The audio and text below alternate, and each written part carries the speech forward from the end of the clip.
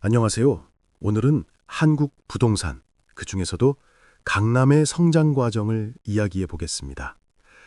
지금은 가장 비싼 땅, 가장 주목받는 지역이 강남이지만 불과 50년 전만 해도 허허벌판 논밭이 대부분이었죠. 그런데 어떻게 강남이 지금의 부의 상징이 되었을까요?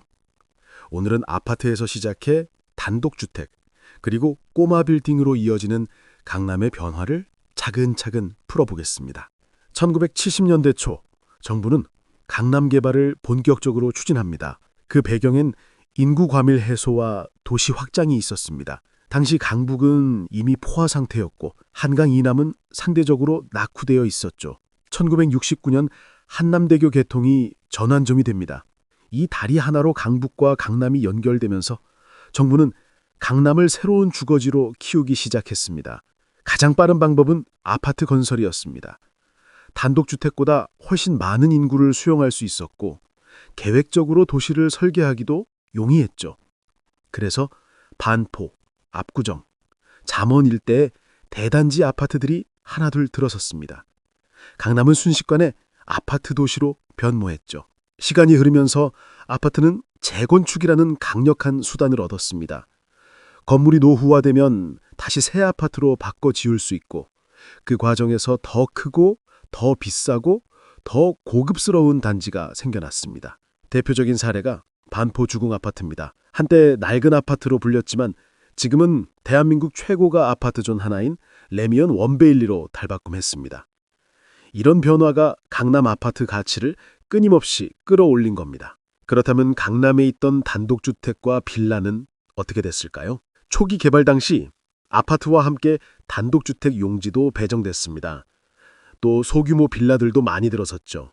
하지만 문제는 아파트처럼 재건축이 불가능하다는 점이었습니다. 단독주택은 시간이 갈수록 낡아갔고 주거 경쟁력은 점점 떨어졌죠. 아파트 주인들은 재건축으로 집값이 뛰었지만 단독주택 주인들은 건물은 낡아가고 남는 건 땅값뿐이었죠. 그러나 바로 이 한계가 훗날 또 다른 기회를 만들어냅니다.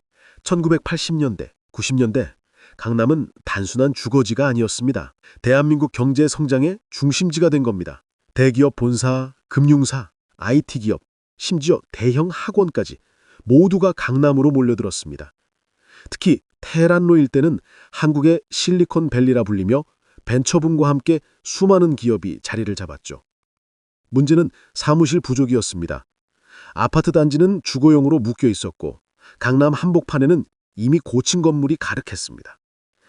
그래서 눈을 돌린 곳이 바로 낡은 단독주택과 소규모 빌라 부지였습니다. 단독주택이 헐리고 그 자리에 꼬마 빌딩이 들어서기 시작했습니다. 꼬마 빌딩은 보통 이렇게 구성됩니다. 1층에는 카페, 식당, 편의점, 2층과 3층에는 작은 사무실, 위층에는 학원, 병원, 피트니스 센터 같은 시설. 이 구조가 강남에 딱 맞아떨어졌습니다. 사무실 수요를 채우고 생활 편의도 늘려줬죠. 토지주는 꼬마 빌딩을 세워 안정적인 임대 수익을 얻었고 투자자는 토지 가치 상승과 임대료 상승 두 가지 수익을 동시에 누릴 수 있었습니다. 아파트는 살 집, 빌딩은 돈 버는 집이라는 말이 나온 것도 이 시기였죠. 이제 정리해볼까요? 강남의 부동산은 세 단계를 거쳤습니다. 첫째, 아파트. 재건축을 통해 자산 증식의 핵심이 되었습니다. 둘째, 단독주택. 낡았지만 꼬마 빌딩의 토대가 되었죠. 셋째, 꼬마 빌딩. 임대 수익과 사무실 수요 덕분에 안정적인 투자처로 자리 잡았습니다. 결국 강남은 단순한 주거지가 아니라 돈을 버는 자산 시스템으로 진화한 겁니다. 오늘날 강남이 대한민국 부의 상징이라고 불리는 이유가 바로 여기에 있습니다.